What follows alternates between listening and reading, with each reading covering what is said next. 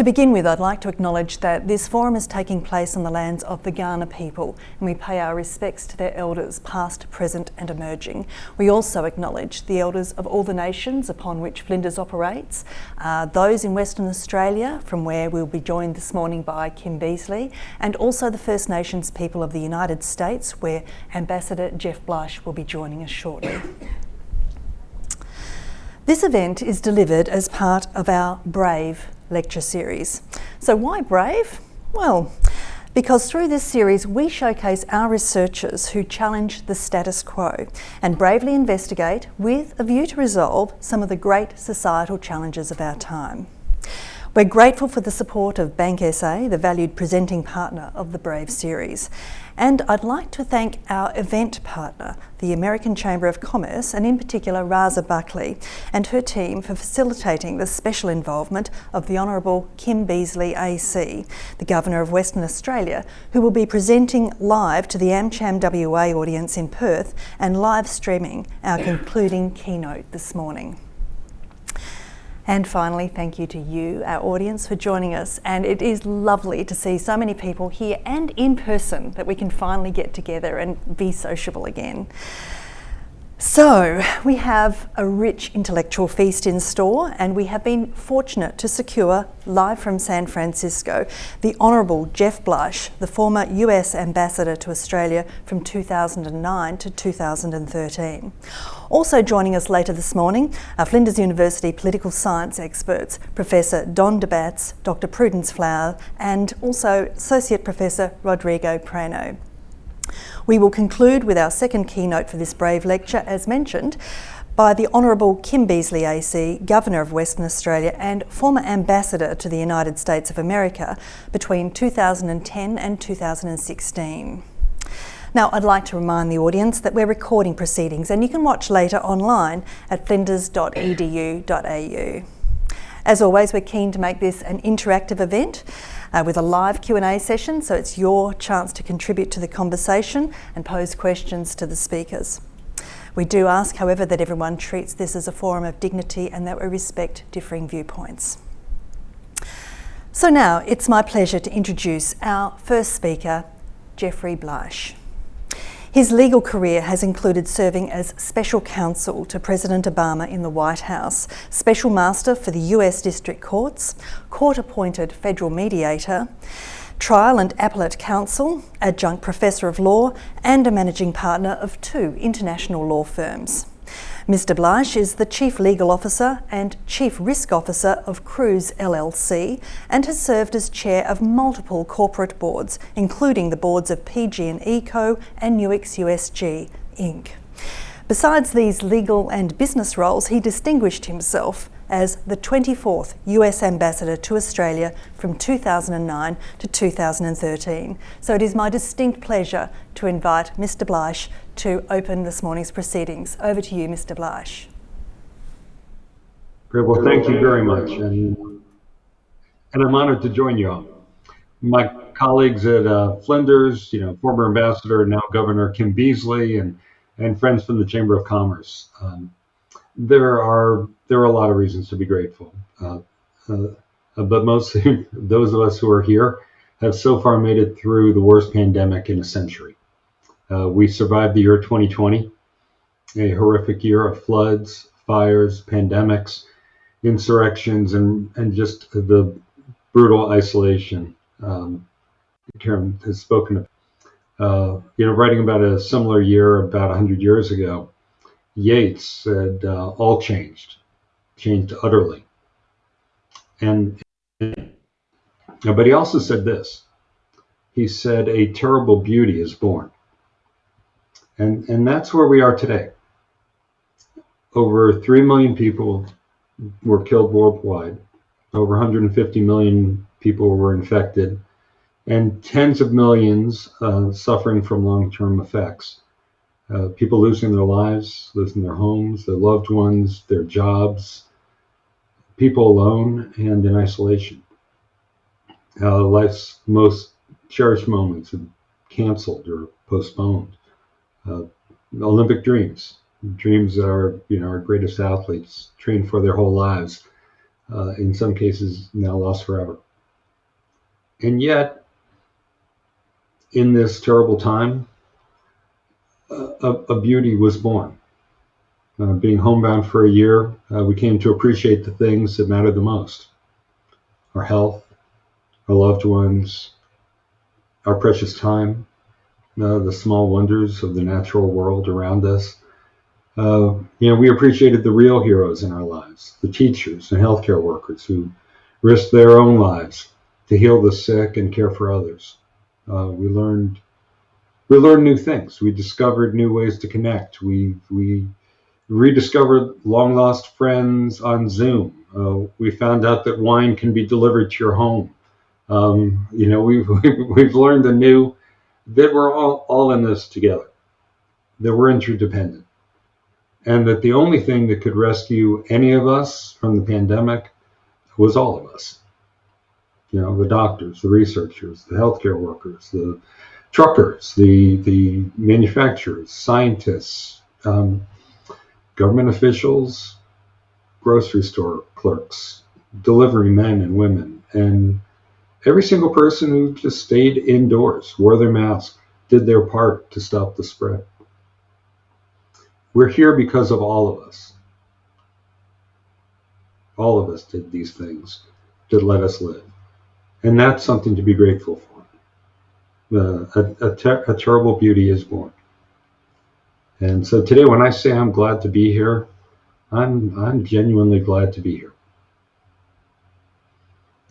Flinders asked me to speak about the first 100 days of the Biden administration. And I'm honored to do it because the world has changed utterly. And as we reemerge into this new normal, friends like Americans and Australians really need to catch up again with each other about what has happened and what it may say about our future. So, the first 100 days. Let me put this in context. Ever since Franklin Delano Roosevelt announced his plan to deliver a New Deal in his first 100 days as President of the United States, he and every new president since have been judged at the 100-day mark. The significance of the first 100 days is that it really does tell you something about the vision of the president, their capacity to build a team and advance policy, what their priorities truly are, whether they're decisive, how they deal with adversaries, and ultimately whether they're able to get things done. It's sometimes unfair to compare presidents at 100 days because the situations they face are so different from the start, whether they arrived in peacetime or in a crisis, with the economy rising or the economy falling, by election or by the shocking death or resignation of a predecessor. But Biden's first 100 days probably can be compared to FDR. In fact, they're probably the closest parallel in history to that of FDR. FDR took office in the aftermath of a failed four-year presidency by a wealthy, blustery, conservative businessman named Herbert Hoover. On the day FDR took office, the country was in the depth of the Great Depression, which Hoover had singularly bungled. The fragile international order established after World War I, which had largely been ignored or disparaged by Hoover, was crumbling. Racial tension and anti-immigrant fervor was rising.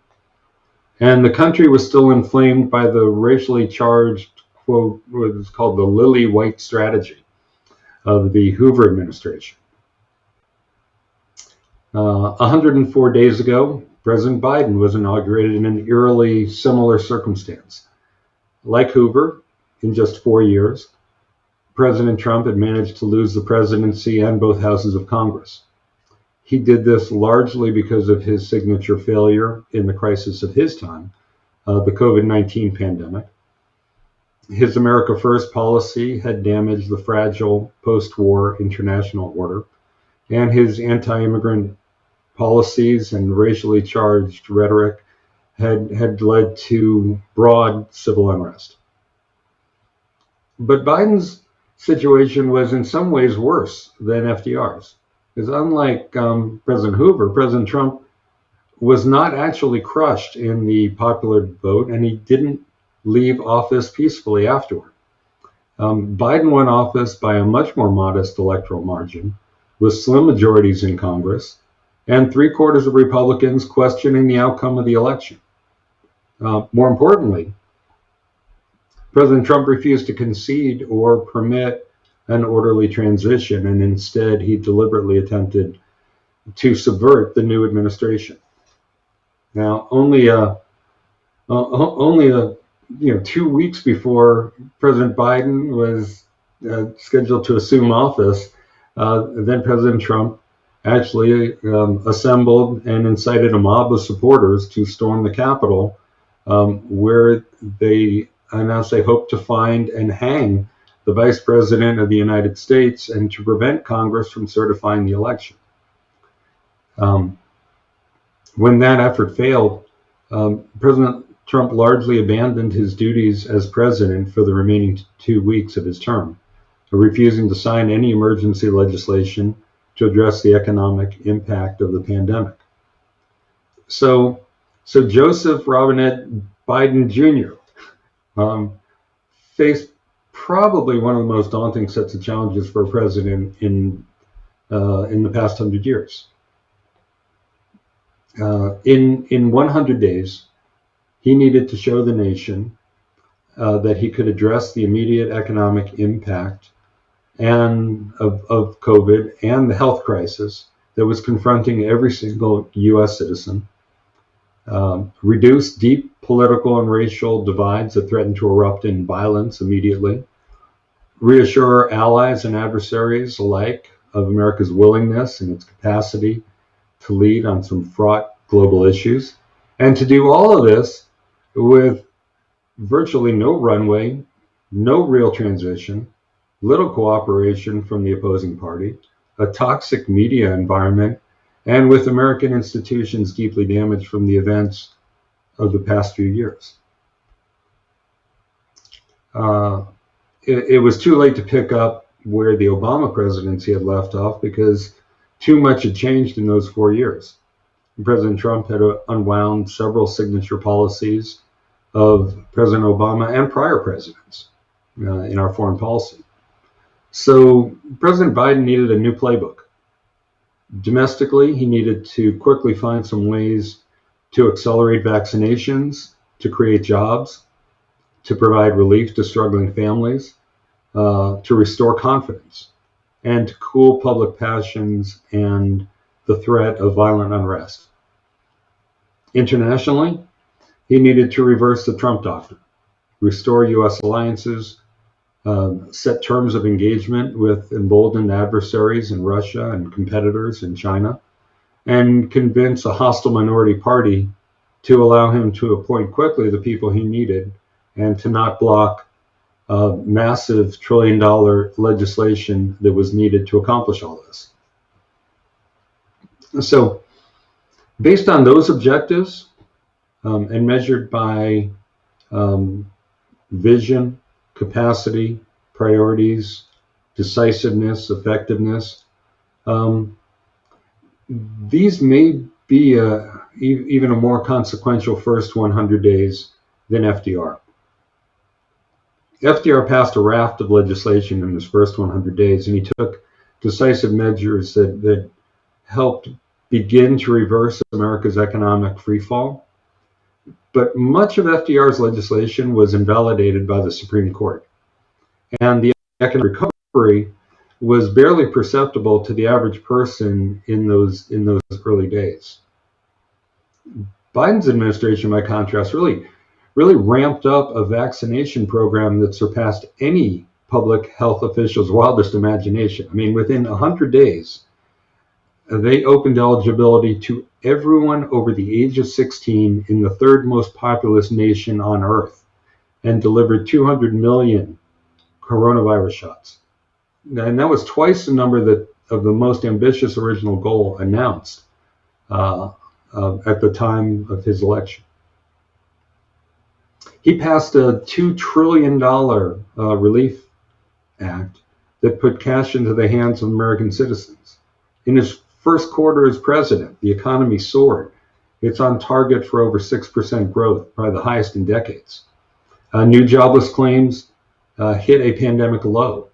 In fact, America created 1.3 million new jobs, which is more jobs in the first 100 days than any president on record. By refusing to take the bait and settle old political scores, he's been able to get a well-vetted and relatively uncontroversial team of highly competent people into office very quickly, and they have been hyper efficient.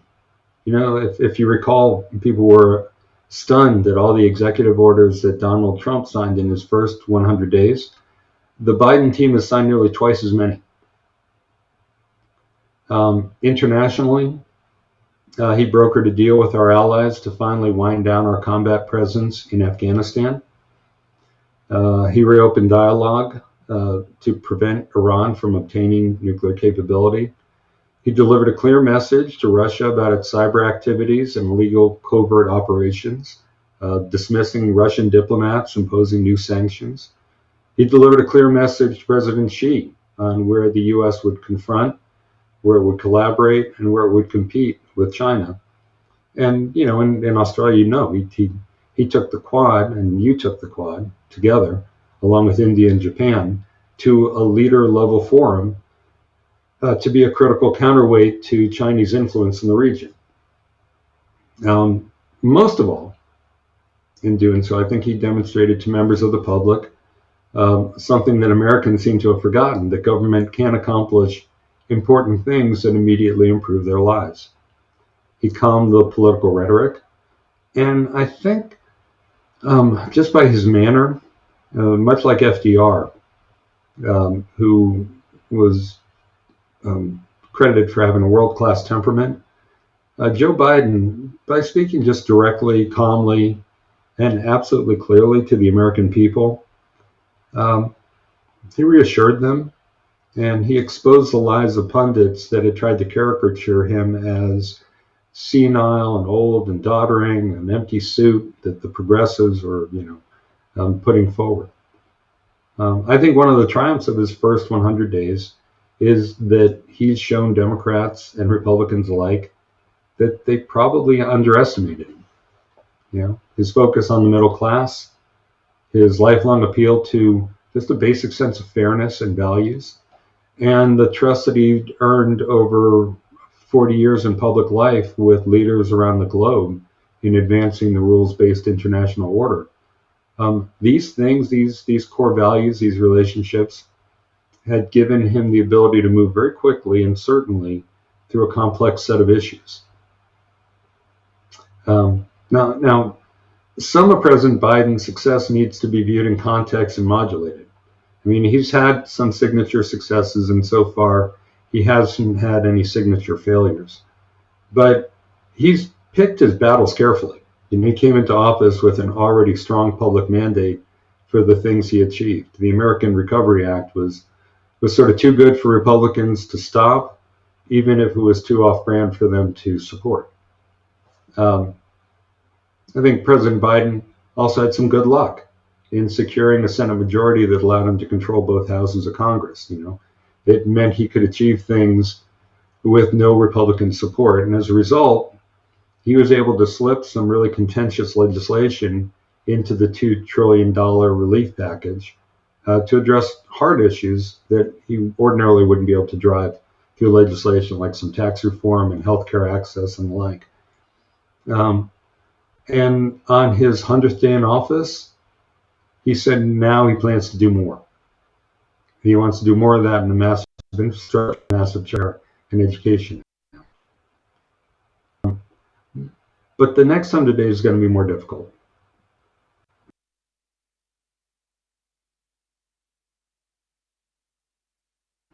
And capacity to block him, since this is not crisis legislation.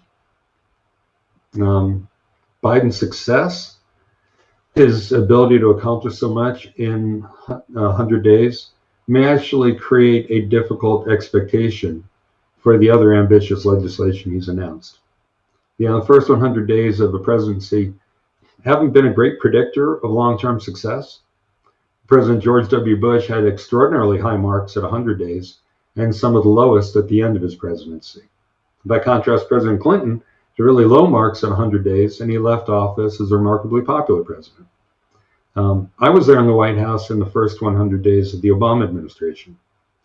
And he was elected in the midst of a crisis as well, in the midst of the global financial crisis. And like President Biden, he was able to use that crisis to get emergency relief passed in the first 100 days that immediately set him up for some popularity and success.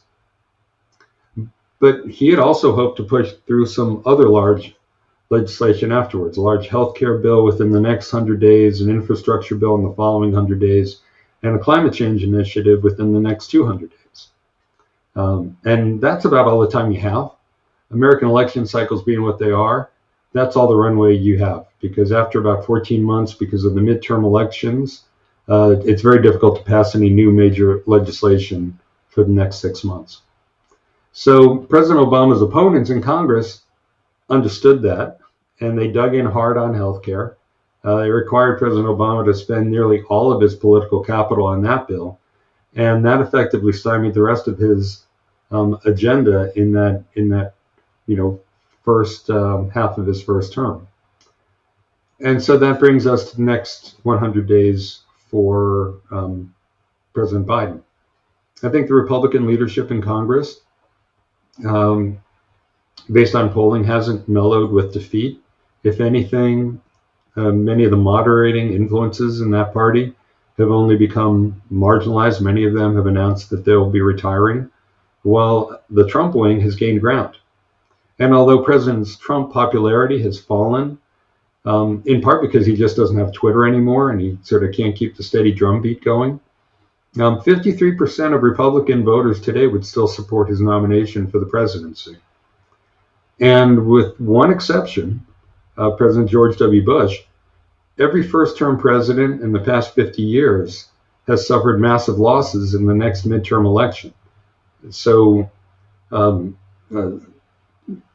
President Biden has to wildly outperform virtually all of his predecessors. So that means that his plans for a $1.8 trillion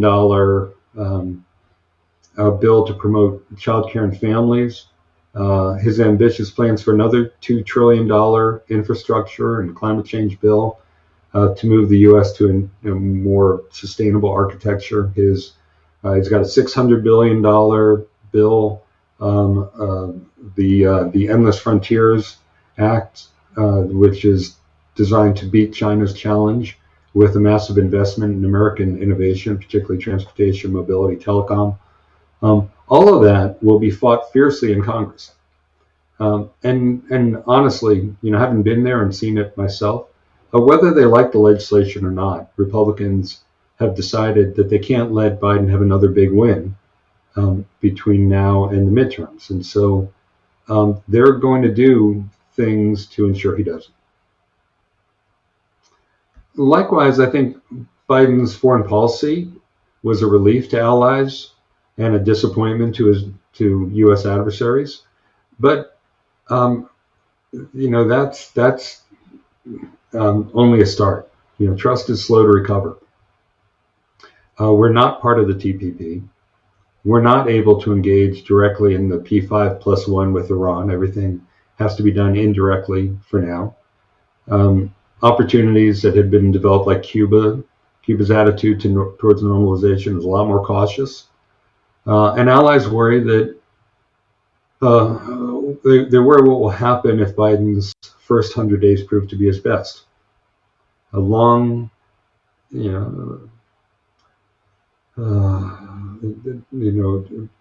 lost time and lost trust, they make the hills higher and they make the progress slower, which only gives China reason to accelerate while it can. And so that brings us to now, here.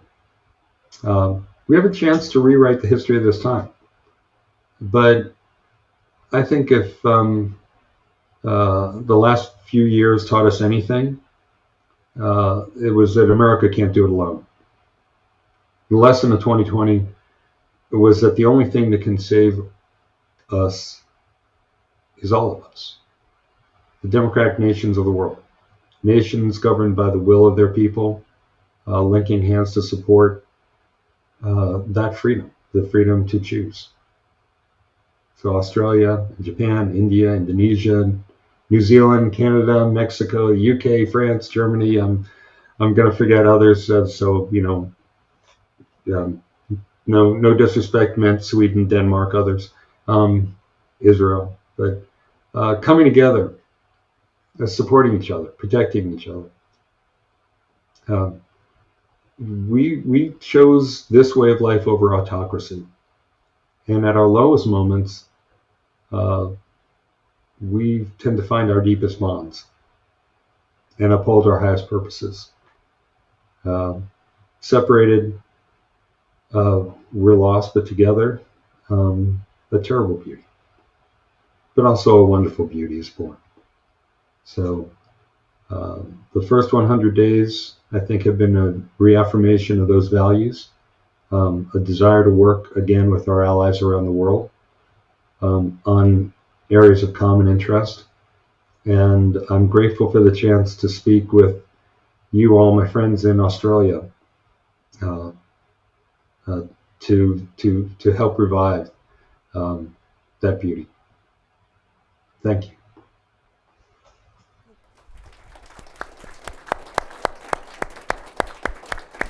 Many thanks to Ambassador Blasch for those fascinating insights, beginning with a sense of appreciation of the truly important things like health and family and society, and setting out the significant early achievements of the Biden administration at a time of enormous challenge, domestically and internationally, but also setting the scene for the challenges yet to come.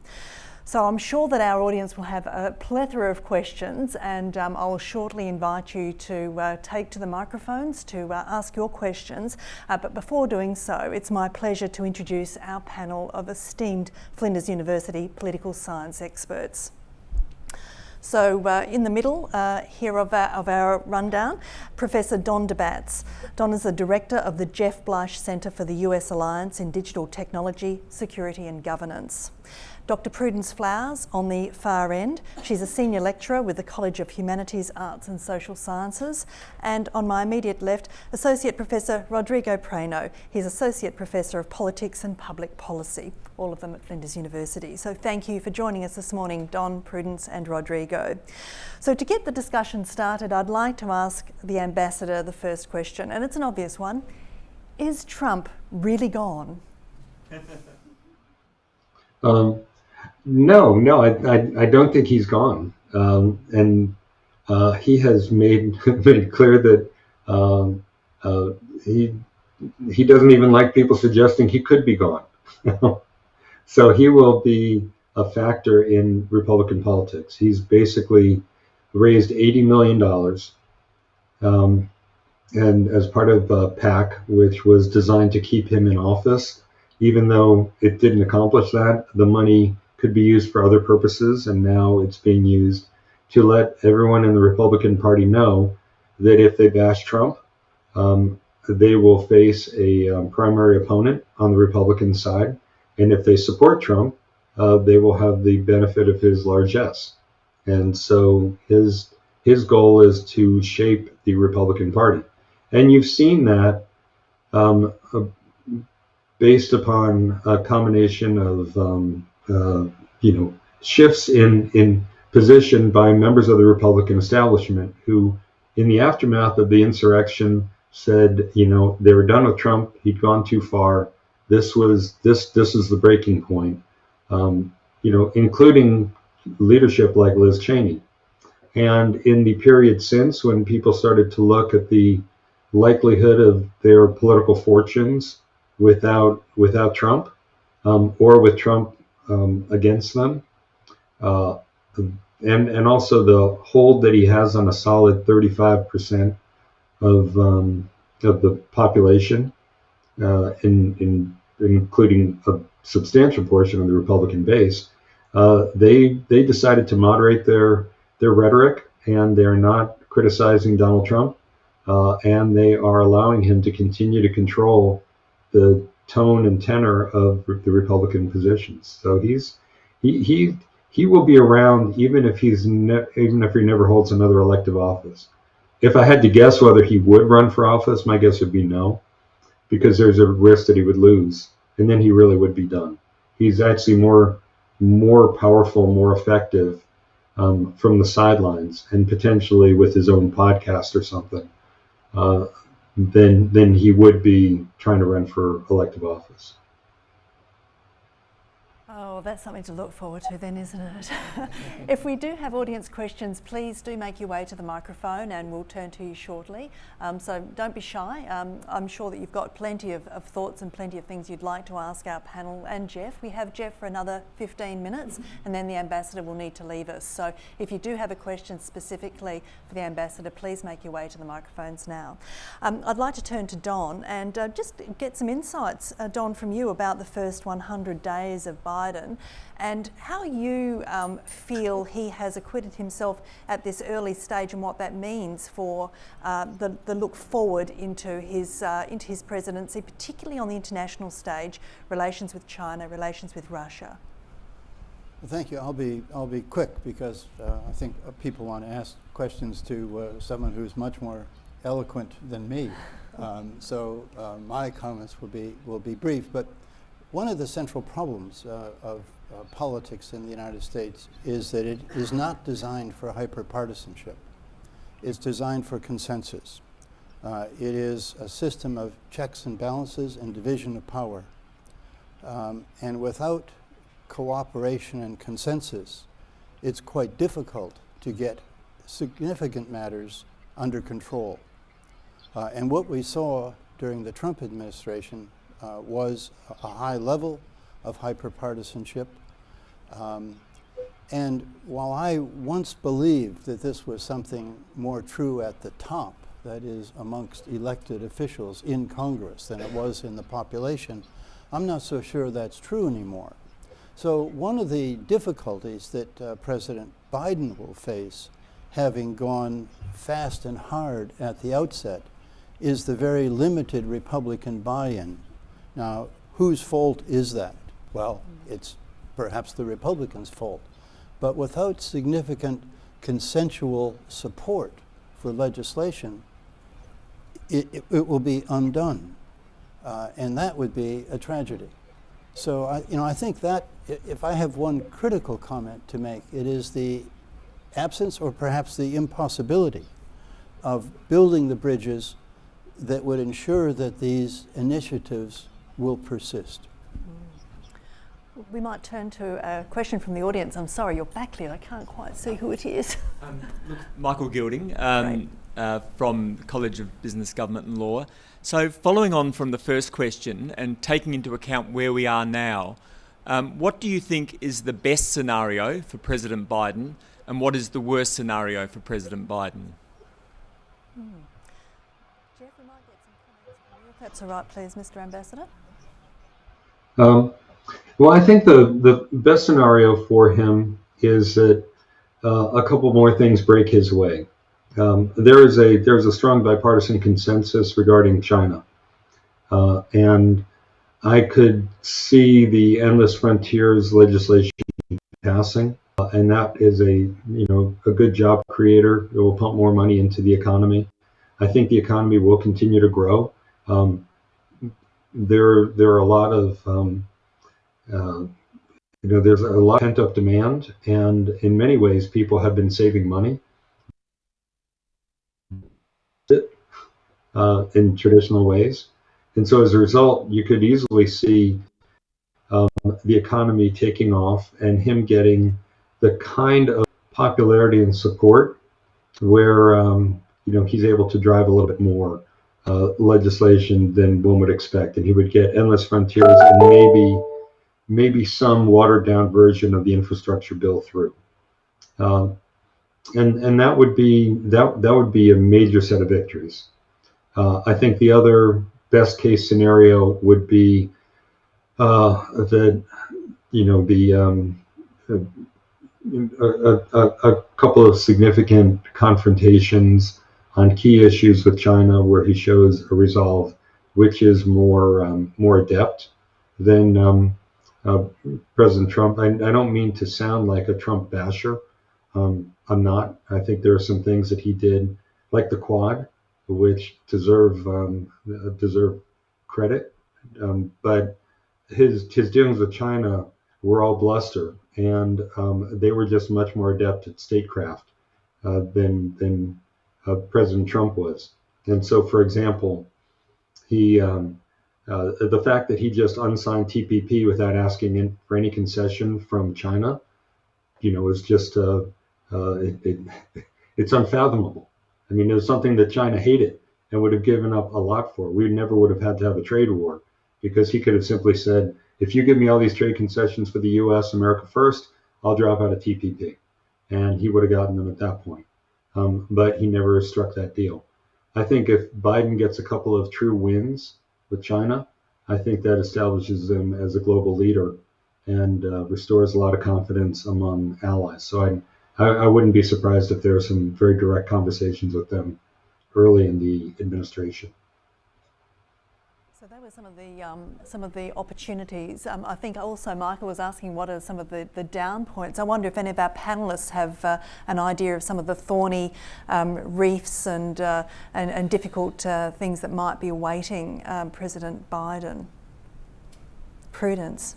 To speak to that. So one of the major issues that contemporary presidents and contemporary Congresses often face is the threat of filibuster, which has become a more pronounced threat really from the 1980s onwards. It wasn't used very much in the 20th century before then, except generally to stymie or slow civil rights legislation.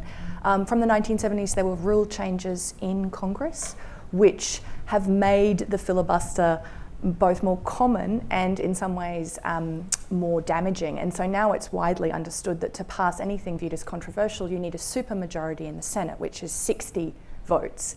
The main way that legislation has really been passed, even under Trump, is through often budget reconciliation processes. So that's how Trump got his tax bill through, for example. He didn't have a supermajority. He got it through using budget reconciliation processes. In some ways, that's a positive for Biden. So for the jobs plan, the infrastructure plan, that can go through the budget reconciliation process. But for other types of more ambitious legislation, a lot of which has already passed the House Democrats, it has almost no possibility of progressing. And so if you look at what the Senate or the Congress actually passed in the sort of last 2 years of Trump's presidency, there's very little action in 2019 period. So it's quite likely that as soon as he moves beyond anything that is considered budgetary, there'll be very little progress at all on this kind of agenda. And so I think there's quite a lot of debate amongst Democrats about what to do with the filibuster, and there is discussion about changing the approach to the filibuster. But one of the weaknesses, I think, for Biden right now is he has only 50 votes, and we already know there are at least 2 Democrats who voted fairly consistently with Trump on key matters and who have already broken ranks with Democrats on things like a $15 federal wage, who've indicated that they don't approve of DC or Puerto Rico statehood, who've indicated that they're not going to vote on things like the Voting Rights Act that's being discussed. So it's actually tension amongst Democrats right now that is probably more damaging than the Republicans in the short term. He needs to keep a small number of conservative Democrats on board to get some of this kind of legislation through. And I think that's something that if he can't maintain unity within the party, that will actually be more damaging than having Republican opposition, which by this point people really expect. We have another audience question. Would you like to pop your question up, please? Hi. Sorry, can you hear me? Yes. Ambassador Bleich, lovely to have you here today. Russa Buckley from AmCham. I'm going to actually ask an alliance question. As you know, this year we're going to celebrate the 70th anniversary of the ANZUS Treaty between Australia and the US, which is a very important treaty for our government here. Can you talk a bit about the importance of, I know you've talked about the Quad and foreign policy, but we seem to be going through a very tenuous time at the moment over here in this region, and a bit of feedback on Biden and his outlook for Australia.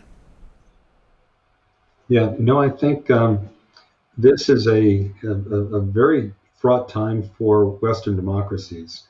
And you can see, even in his very upbeat 100-day remarks to Congress, he talked about the fundamental question of our time is whether or not democracies will survive and continue to grow and lead as they did in the in the last half century, because there has been a rise in autocrats. He actually called out President Xi as an autocrat, and he said that they are betting on the fact that democracies are too cumbersome and too contemplative to move nimbly in this, in particularly the new digital world, which demands a much faster pace of statecraft and the capacity to deliver much more quickly on people's highly accelerated expectations. And so this is a moment when, as I said, I think at the end of my remarks, we all need to pull together. And it's going to be Western democracies finding new ways to be innovative and keep pace with a rapidly accelerating digital world. The funny thing about Joe Biden is that even though he's one of our oldest presidents, and he's he would not describe himself as tech savvy, he gets it, and he knows the sorts of people that he needs to have around him who are able to navigate this new, faster-paced world efficiently and have direct ideas for how to harness and capitalize on the advantages that Western nations have in this space, particularly that we are just naturally more innovative. It's much easier to innovate in a free society than in an autocratic one. And so for that reason, I think he's looking to key partners like Australia early on to link arms on a few key initiatives. And so I would expect that there will be significant ongoing dialogue. He loves Australia, frankly. I mean, I'll just tell you, when I was ambassador, he would do all sorts of things that you wouldn't expect from a vice president. Normally, vice presidents only meet their counterparts and other leaders. He would meet the foreign minister. He'd meet everyone. He would come to like special Aussie events. I remember when Julie Bishop had her birthday and she was in D.C. Invited her to the residence and baked a cake. And literally, they baked a cake while she was there. I mean, it's that kind of thing. He loves Australians. He used to pump me for information about Australia. He's been here, and I know he's looking forward to coming back. And I think that will be helpful in terms of the sign about how important it is that we find new ways to work together and take our alliance into the modern era. I'm very conscious that Ambassador Bleisch does need to leave us in probably the next 60 seconds. I know that you have other commitments, Ambassador, but I'd like to say thank you so much for sharing your time and your knowledge with us all today. Any final remarks from you, or a quick cheerio? Well, I just love the fact that people say cheerio. So I don't get to hear that anymore here in the United States. So thank you for that. And most of all, I just want to thank everyone. Don in particular, I need to call out. He's been a genuine mentor to me as, a leader in Fulbright before I went on the Fulbright Foreign Scholarship Board, a leader in American Studies and Alliance Studies before I, ever entered the field, and then, really the visionary for the JVC at Flinders, and our focus on, restoring,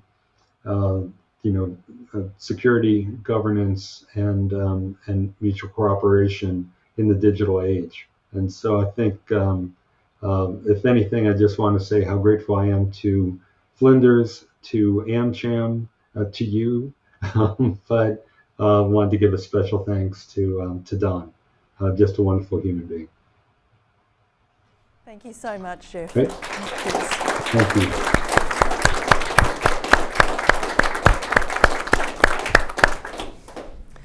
So we have the opportunity of continuing the conversation here with our audience before we cross live to WA to hear from former Ambassador Kim Beazley. So if you have some more burning questions for the panel, please don't hesitate to step up to the microphone.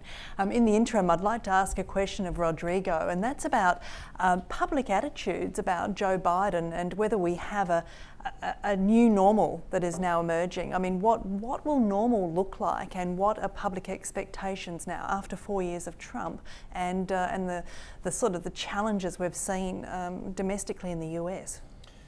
Well, I think after Trump, the word normal has a different meaning, right? It's become more fluid. It's not really sort of like something that you exactly know what it looks like. So in some ways, there is a bit of a return to normalcy. If we look at important data, so let's talk about tweets, right?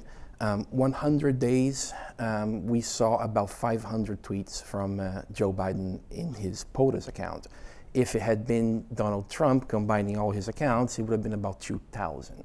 So there's far less tweets. If you look at how he's engaging with the public, he is much more presidential. So it's pretty much what you would expect from a head of state or a head of government to engage with people through social media. Trump was sort of like anyone's guess, right? I remember every morning waking up for 4 years and checking Twitter is the first thing I did, because who knows what he said while I was sleeping, and then your office would call me at 8 a.m. and go like, do I have a comment on that? So I had to be prepared.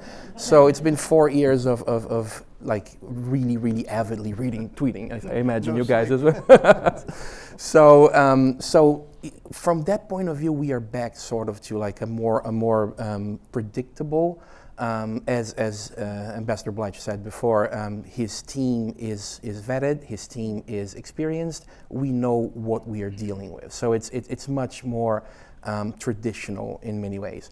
The problem is that there is no way to going back to normal right now, because the situation that we are living and the situation that they are, because in South Australia we were very lucky, so we didn't live the worst of the pandemic.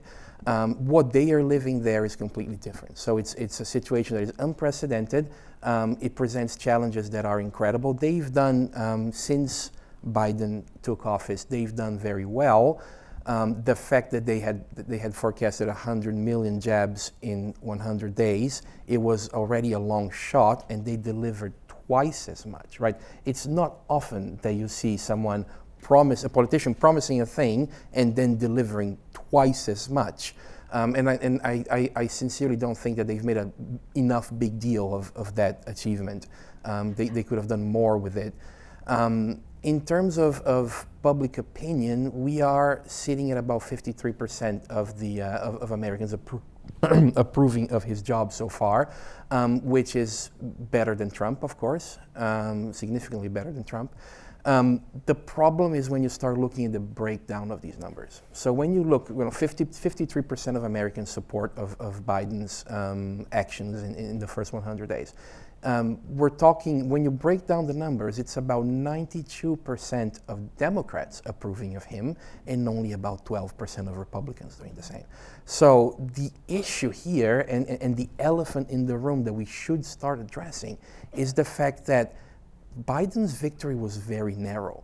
It was very narrow in terms of the Electoral College. It was very narrow in terms of the popular vote, and it was very narrow in terms of the legislative advantage. So the congressional split is Congress is almost evenly split in both chambers.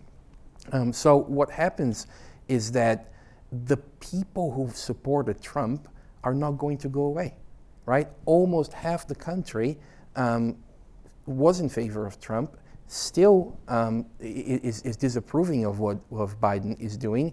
And as Don was saying, the polarization has increased tremendously in the past. It's a longer process, right? It wasn't only Trump. It's something that was happening for several decades, but it has sort of like accelerated tremendously under Trump. And now we find ourselves in a situation where I don't know, as he said, I don't know if there is a solution to that. At least I don't know if there is an immediate solution. So when you're talking about these, 10% of Republicans only supporting of a president that delivered 200 jabs when he promised 100, 200 million when he promised 100, you're talking about a country that is very, very split on policy issues, on ideology, on things like this. So this is going to be the issue. Going back into normal, I don't know if normal is going to look, even disregarding the pandemic and everything else, I don't know if normal is going to look as we think, as it did look before Trump. Any other members of the panel have any thoughts on that score? Well, I think that's is true. Biden's present popularity is actually the lowest at 100 days of any president except Trump, going back to Eisenhower when they first started measuring this. So he not only faces a very, very difficult legislative situation, but he doesn't have a high level of approval. And again, I would have thought that the key thing is to reach out more than he did in his first 100 days, and to do more to be the president of all the people. And that's the critical matter. And what is the basis of the divide? Well, part of it is ideology, but as we do in the Jeff Blyth Center, part of it is the impact of technology and the fact that so many people have been left so far behind. I work at the University of Virginia some of the time on some grants there, and I spend some time in Kentucky, a very poor state, a state that was part of Appalachia. The poorest region of the United States, which was in Franklin Roosevelt's time welded on to the Democratic Party. It's now Republican. And it's Republican because the Democrats don't give them hope. They don't address what has happened. And the social impact of technology is terrifically important to understand, particularly in a country like the United States where the welfare net is nothing like it is in Australia. So if you fall, you get to fall a long way. And we know that the next wave of technology is coming. Ambassador Bleisch always says when we talk that this is the slowest rate of change that there will be. It's only faster going forward. And we know AI is coming, and the artificial intelligence. And we know the dislocating effects of that are huge. And I would have thought that that's the kind of speech that should be given by a president.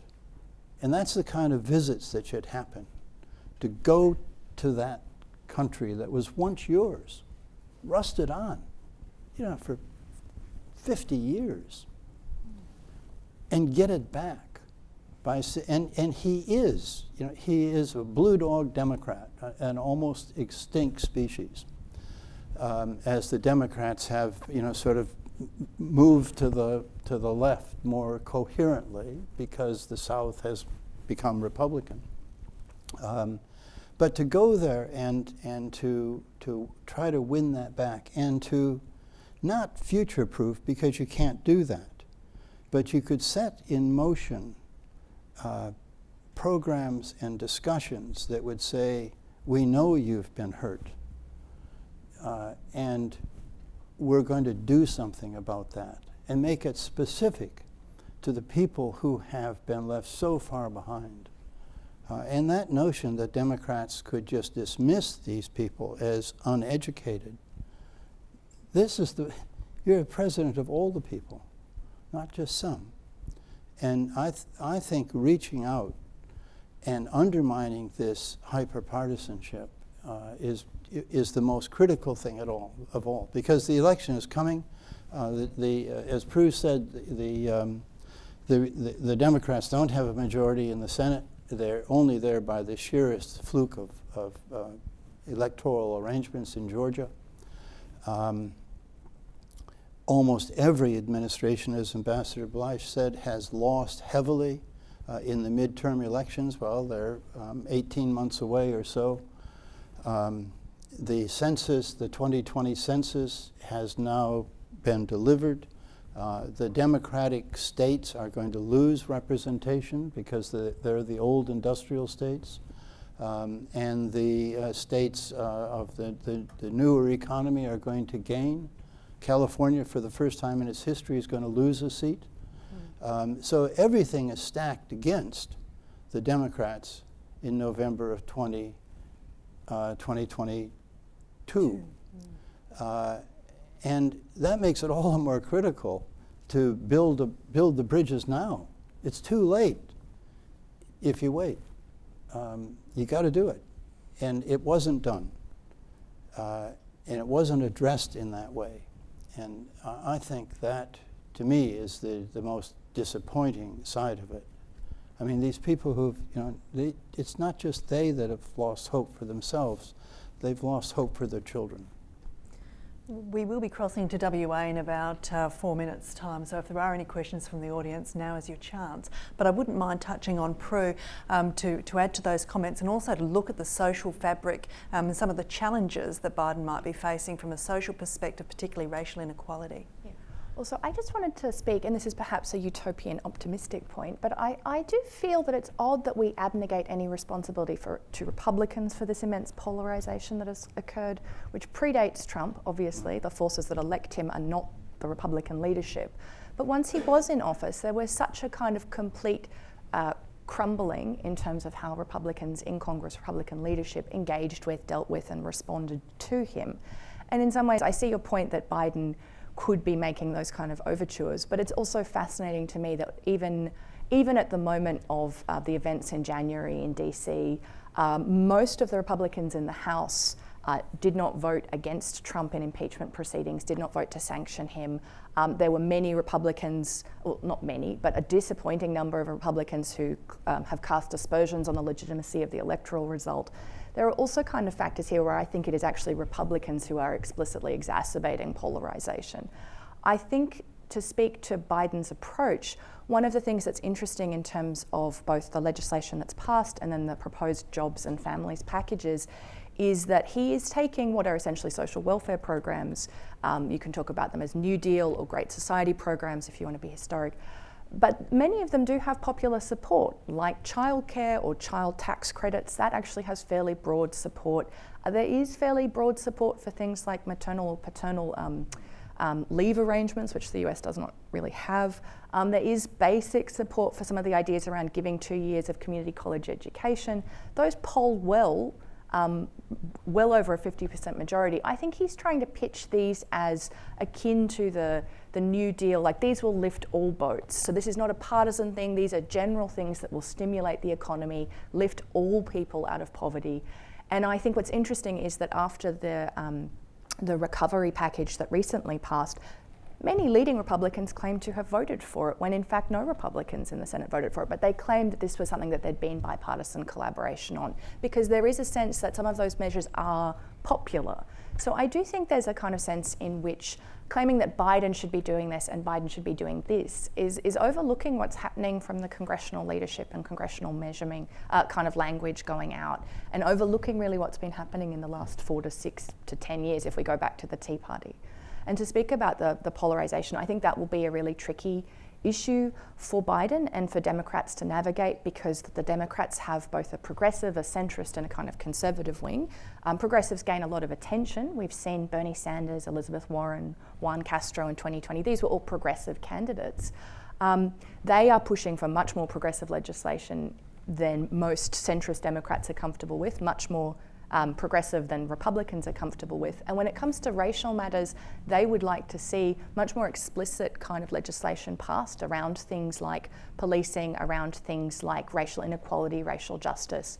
At the moment, Biden is arguing that these general stimulus packages will do that work because they will address poverty. So they're not specifically targeted at racial communities, they're targeted at people who are poor or unemployed, children living in poverty, and that this will in effect assist racial minorities. But whether that language is persuasive enough for progressives in the party who really would like to see much more muscular action given the massive problems we've seen repeatedly around things like racial inequality, the racial impacts of COVID, Black Lives Matter. I think that will be another point at where there'll need to be quite a lot of arguing even to keep progressives of the party on board that this is enough, what he's proposed. And some of that comes down to trust and truth too, doesn't it? I mean, that is a quality that's been desperately eroded. I mean, how do you recover confidence when you've still got Republicans claiming ground that they never actually, they're claiming to have been bipartisan when they weren't, for example. I mean, is the concept of truth fundamental to making progress now? It's more than truth. It's confidence in the system, right? I think the United States itself has always survived based on the belief that there will be peaceful transfer of power, that there will be peaceful competition for power, that the parties sort of like compete. At the very beginning, there were like some shaky moments that I don't want to get into right now. But the problem is that now what Trump, as Prue was saying, what Trump has done is exacerbate that process that was sort of already happening in such a way that now, people are doing things they have never done before in the United States. They are sort of believing that there was fraud in the election. They contest the result. They contest the process. They contest the legitimacy of the institutions. What happened in January in the U.S. Congress is really, really serious, and it's yes, it's a small group of people. We can downplay as much as we'd like, but it was an insurrection. Right? It's not something you see in established Western democracies. Groups of people, large or small, do not go in the national parliament and try to take it over. It's just something that does not happen in the world of established democracy. So it's a really serious situation, and it's sort of like the crown jewel of this process of exacerbation of the division that was happening in the U.S. And so, how do we go from there, and how do you reconcile? It's going to be very hard. It's going to be very hard, especially because it also depends now on what is going to happen in the midterm election. Remember, Americans vote every 2 years. We think about presidencies as a 4-year business, but it's actually 2 + 2.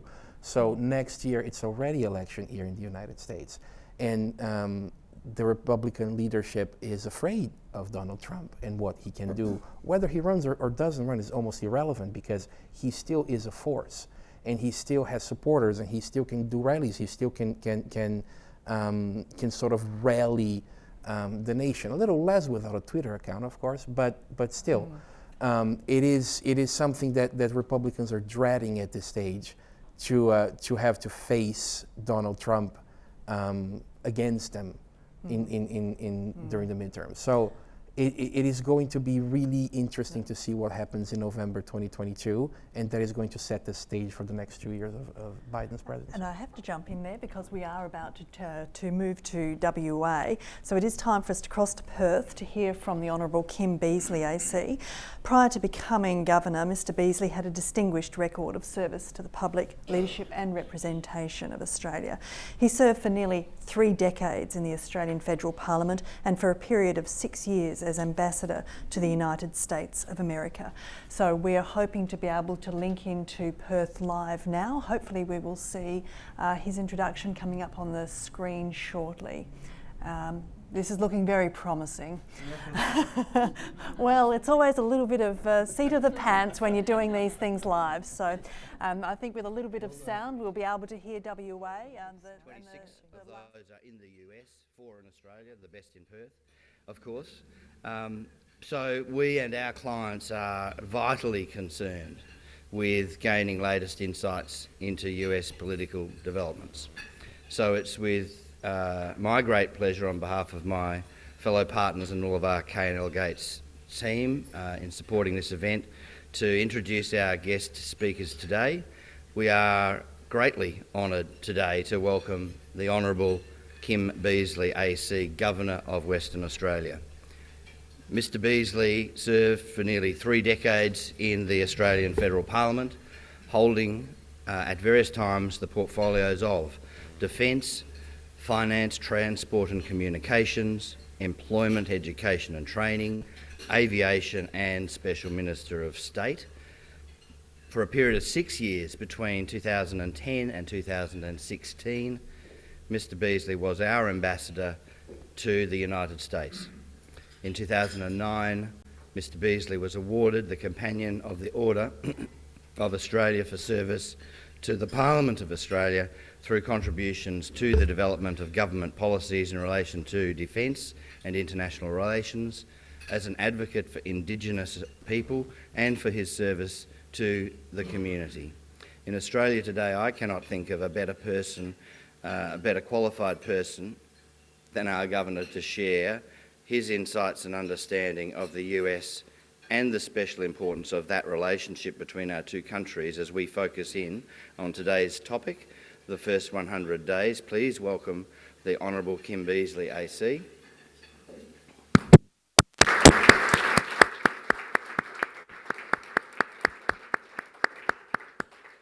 And we are delighted today to welcome also Professor Gordon Flake, CEO of the Perth US Asia Centre at the University of Western Australia, having spent 25 years in the US foreign policy community focused on the Korean Peninsula and North East Asia, and now 7 years in Australia's Indian Ocean capital. Mr Flake is our go-to leading expert on key strategic relationships in the broader Indo-Pacific. Mr Flake is a fellow governor of AmCham in Western Australia and serves on the board of the United States Studies Centre at the University of Sydney. I'd mention as well, if I may, that we have fellow governors here also, Bill Townsend from INPEX. Welcome. So to get started, could you please join with me in welcoming our speakers today, our Governor, the Honourable Kim Beazley AC, and Professor Gordon Flake as they lead today's topic, the first 100 days. Thank you.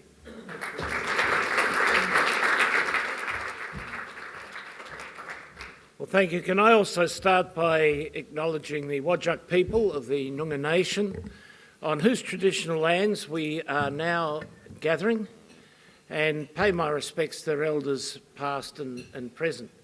Those of you who are watching from South Australia will not have had the delight of having witnessed a wonderful short little video produced by AmCham here on the economic relationship, or the economic fundamentals of the relationship that we have with the US, which is wonderful because that took 15 minutes worth of a speech, which is only allowed to be 15 minutes, and will allow me to concentrate on the first 100 days as opposed to having to talk more deeply about Australian-American relations. However, Gordon Flake, who will be appearing with me, has runs the US Asia Centre here at the University of Western Australia. And 4 years ago, he produced a document, his centre produced a document which dealt with American investment in Australia. Basically then, in those days, there was a lot of chatter about, well, the US is the security partner, China is the trade partner, and it depends which of those you value most as to which of those relationships you want to concentrate on. What that statement, what that pamphlet pointed out was, in fact, by an overwhelming margin, the US was the most massive foreign investor in Australia. It would now be close to $2 trillion mutual investment. We'd see probably now about $1 trillion worth of investment. I think Chinese investment, by comparison, would be not quite yet 100 billion. And then Australian investment in the US, which we don't think about at all, is now approaching 700 billion. And when you look at American investment in Australia, it's in just about everything except real estate. Though I've been corrected on that briefly by the chairman who introduced me, that it's beginning to start. But you've got every part of the Australian economy enhanced by what the United States is bringing here, and the technological cooperation between the United States and Australia, of course, covers all things civilian and military, but now in military is absolutely critical to our long-term survival. The next generation of weapons, direct energy weapons, electronics, computing, all of these elements that are now coming into the way in which the United States is contemplating its next generation defence. All of them have aspects of a collaborative research relationship and ultimately a collaborative production relationship with Australia. Boeing's loyal wingman is one thing I like to point to. That's the future of air warfare. It's not necessarily a pleasant discussion over breakfast, for which I do apologise, but nevertheless I wanted to point those things out as a starter to what I'm actually going to talk about, because the character of that relationship is only going to increase. And there's Biden policies in the defence area, in the international economic area, they all will continue to encourage that focus. They also, I think, pick up another direction, and that is of rare earths, of critical minerals. I think you're going to find, and there must be, a substantial lift of American interest and involvement in that. And the early statements between the Biden administration and the Australian government indicate their intentions in that regard. Now, Gordon has forgotten more about American politics than I ever knew, so it's important to get Gordon on the stage as quickly as possible. So in the next 10 minutes, I'm just going to cover off what I think are sort of salient features for us to consider when you think about Biden's first 100 days and what it all means. It's not quite what I envisaged, I must say. I thought I knew everything. I thought I knew all the people who were coming into his administration, and I do. But the excellent thing about this administration is it realises the ground has shifted and the world that they knew no longer exists. And the world that they knew was a good world, and there are features of it which would be nice to bring back, but you actually have to deal with the issues that you confront as you come in, and work your way through them and apply your principles to them. And you may, nevertheless, as a result of that, have to run a very different America. Really only looking at Biden's speech to Congress, State of the Union, which I didn't see but I read, you see that shifting ground perfectly outlined in it. Let me first say that one of the things you have to understand is that the Republican Party that we knew and loved has collapsed. It actually no longer exists. Is this a problem? Well, yes, it's a huge problem. I remember when I was Defence Minister back in the day, Hawke would have me up at 12 o'clock each night to discuss defence matters, which is the only time I could get in to see him, because he and I shared one filthy habit, and that was cigar smoking. And he always wanted to smoke a cigar at the end of the day, so he'd bring me up to smoke it with him. And then we'd sit down and talk about things and all the issues related to the defence portfolio. And the foreign affairs folk would hate this, but in terms of the day-to-day business of what counts in Australian security, it's the defence portfolio that runs it, not the foreign affairs portfolio. And he always used to say to me, Kim, you know, I know our empathy is with the Democrats. They're the closest thing to the social outlook that we in the Australian Labor Party possess. However, God help us if we don't have Republican governments. And because he used to say that the Republican ethos was the national ethos. The Republican Party was the national party. What did that mean? Well, they stood for free trade. They stood for what we needed in global affairs. We'd understood firmly by then that we needed free and open trade globally if we were a country that was going to prosper. We understood that absolutely. The second thing is they were the alliance folk and the multilateralists. They were enthusiastic supporters of making sure that allies of the United States were comfortable and protected. We're an ally. And the third thing was that they were very substantial on national security, very substantial on giving themselves the means to come to your aid if you actually ever needed it. And they were good people to talk to, good people to have a dialogue with on those issues, and sometimes that would have to emerge as practical. So this was what the Reagan administration, which was in office, stood for. And and within the Reagan administration, he was a great mate of George Shultz. And then after that, the George H.W. Bush administration, which he had a very close relationship with George H.W. Bush. So the point of that exercise really was that the Republican Party, they were the safe globalists. The Democrats are okay, but there are always little twists on each of those 3 points that the Democrats would feel from time to time.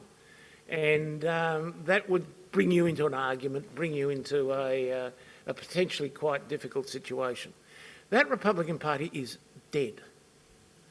I would say, looking at the cast of characters in the contemporary Congress, there are only really 2 who can form to it in prominent positions. It's about, I'd say in the Senate there would be 3 others, and in the House maybe 5 or 6 others. But in the Senate it's Mitt Romney, in the House it's Liz Cheney. And they are persecuted. They are brilliant people, classic conservatives, and I mean really conservative. I'm not talking about, you know, the old brand of Liberal Republicans who are now completely dead. I think the nearest person in Congress to a Liberal Republican of the old brand, perhaps the woman who represents in the northeast, but it's probably Joe Manchin, a Democrat, and that's gone, no longer exists. These are the conservative Republicans, the right of the Republican Party, Romney and Cheney, and there they are, like shags on a rock. And unlike our shags, there's somebody out there with an air rifle trying to pot them, and they will ultimately be potted. And what you have with the Republican Party now is a sort of populism driven by a leitmotif and an individual that absolutely scarifies anyone who opposes it. If you're not a supporter of the big lie being that Trump really won the last election, if you're not a supporter of that, you don't get endorsed. That's where the Republican Party is at. It's one thing to not be endorsed because you don't uphold a principle. You've decided that you're going to become socialists and go for the socialisation of the means of production and distribution and exchange. You don't support that, you don't get endorsed. No, you can argue the principle of that. In this case, you can't argue the principle of it. It's simply a lie. But you're not going to get endorsed unless you're an upholder of the lie. And the lie destroys confidence in the United States, and it destroys confidence in the United States, in the American political system. As a student of American politics for a very long period of time, I'd have to say Australian elections are infinitely better conducted and more integrity than American elections have. This was the most honest American election I have ever seen. There was absolutely nothing wrong with it. Absolutely nothing to see. Everybody got a chance to vote because the normal activity of voter suppression, which was becoming a Republican Party speciality, did not apply as they worried about the pandemic and wanted everybody to have a vote. So we've just witnessed the most honest American election ever, and it is the most traduced. It is an extraordinary thing. A lot of folk have over the last few years been advocating within the Republican Party that the Republicans need to reach out to American minorities and that they need a strategy for that. Trump and his people have given the answer to that. No, minorities ought not to be permitted to vote. So we are going to make it extremely difficult for minorities to vote. And I won't go into the detail of that. In question time, people might want to, but that is the situation which now applies. That is the strategy. It may work too.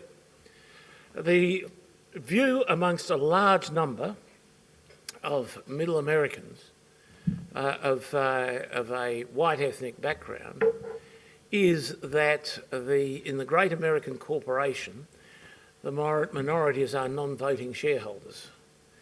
And if you take that view, you might look at that last election result because, with a baleful eye, because about 54% of the white population voted against Biden. A majority voted against Biden. And and the working class, massive majority. So that is a sense in which it's philosophically or ideologically or in feeling somehow a stolen election. So this is what Biden's dealing with. At the same time, if you look at the most recent Ipsos poll on the matter, 90% of Americans say they want unity above everything else, which is an interesting one. Even better for Biden, 64% were optimistic, including 40% of Republicans. So in Biden's first 100 days, he's actually shifted the view around quite a bit in terms of what Americans want to look for. The second thing is the American domestic issues, that's the Republican Party that Biden has to deal with.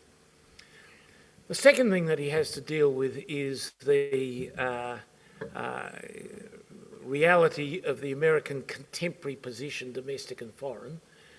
And overwhelmingly, Biden's people believe that until they really have resolved the domestic situation or made a major difference to it, they need to be careful about the fights they take on globally.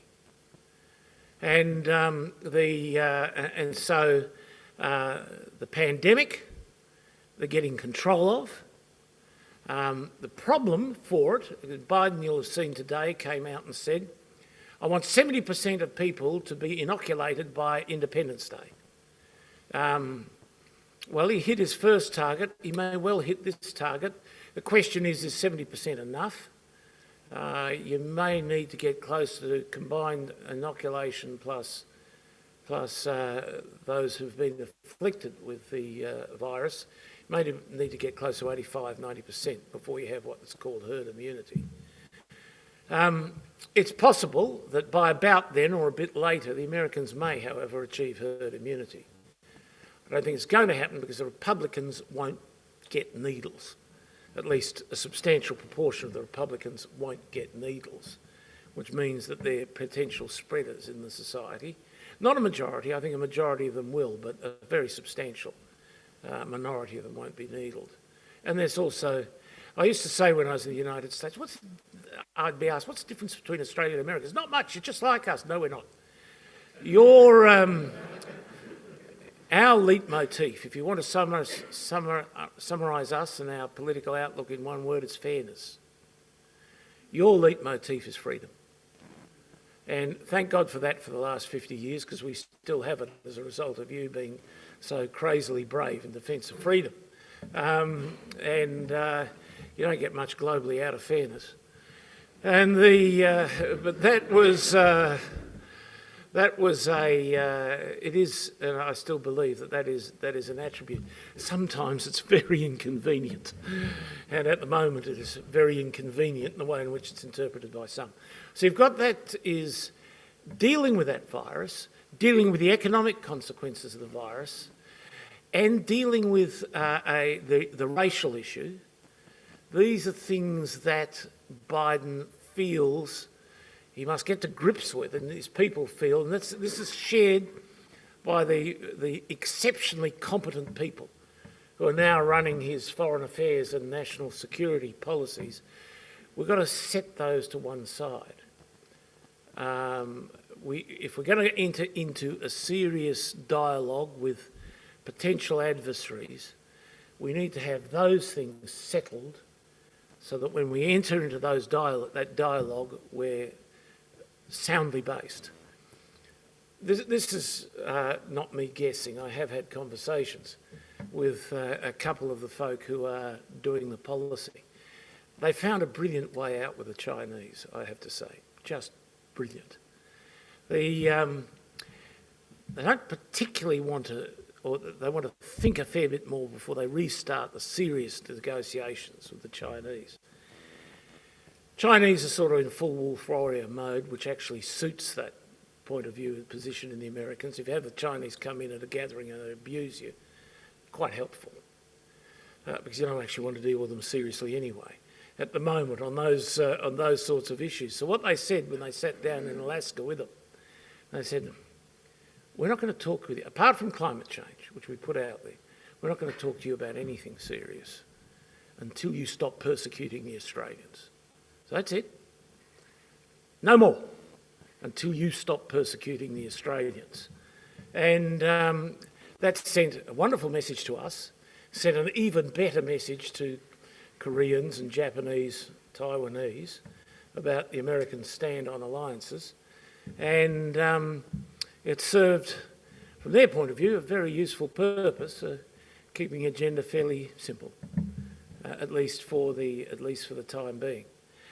So that's the ambience in which American foreign policy is being put together. Climate change, very serious. The Americans are, the Democratic Party overall, almost their leitmotif in international politics, their return to multilateralism, the willingness to spend and lead overseas, increasingly revolves around responses to climate change. So that's something they separate out from everything else. Finally, and then we can sit down and have a chat. The other thing that has really surprised me about Biden's first 100 days is this. I don't think he holds out all that much hope for anything in Congress. He's taken a look at the behaviours of the people held in thrall by the big lie, and he just wonders if he can ever get a vote out of any of them. He sort of gets things through the Senate. He has to negotiate basically with Joe Manchin and also the senator from Arizona. Those are the people he has to negotiate with to get his stuff through Congress. Republicans just are not there in a negotiating mode. But Biden, who's the wisest of characters and the oldest of poles, has worked out that he actually needs to shift the ground of American politics. He has to create a new centre. Now, this is sending the progressives in the Democratic Party into a state of delighted surprise. But he doesn't come at it from their point of view. He comes at it from the point of view of modernising FDR's New Deal. And he's saying, what's this about? Well, firstly, it's about dealing with the virus. It's about properly supporting state governments for government intervention to be able to do that. Secondly, we need to have an American Families Plan because that is important to start rebuilding our families, rebuilding hope in our families, giving our people confidence in education, health, all the rest of it. Families Plan. And we have to have an infrastructure plan because our infrastructure is decaying. And for us to be an effective economy, these things have to be resolved. It also puts a set of signals out there, and he may not have the time to do this because national ideological change doesn't happen in 2 years. It takes about 10 years to make a real difference to the way people think. But he's chancing his arm, and he is trying to get an American politics of the centre, an American politics revolving more around fairness. American politics that says to middle Americans, in this case white Americans, look, you do actually have an interest in what the federal government does. You do have an interest in fairness. So how are we going to pay for this? We're going to pay for it, at least in part, by the folks who've skived off on tax for decades now and were massively benefited, top 1%, were massively benefited, unlike the rest of middle America, by the tax changes that Trump put in place. We've got to go and we've got to reinstate a level of fairness in the system so you feel comfortable with the polity in which you exist. I never expected that. I did not think that Biden would go down that road. I thought those views, those ideological things would now be so associated with a declining progressive element in American society. Biden's talent has been to, in the language of it all, to normalise it. And if you can normalise it, it becomes American ideology. Thanks very much.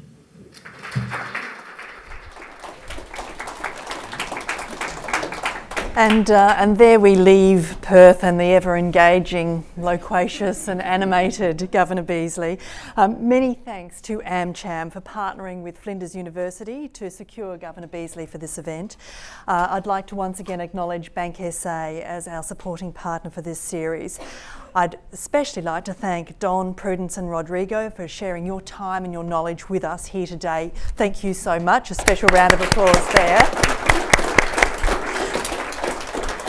And finally, a special thank you to you, our audience, for taking part and turning out today and engaging in this event.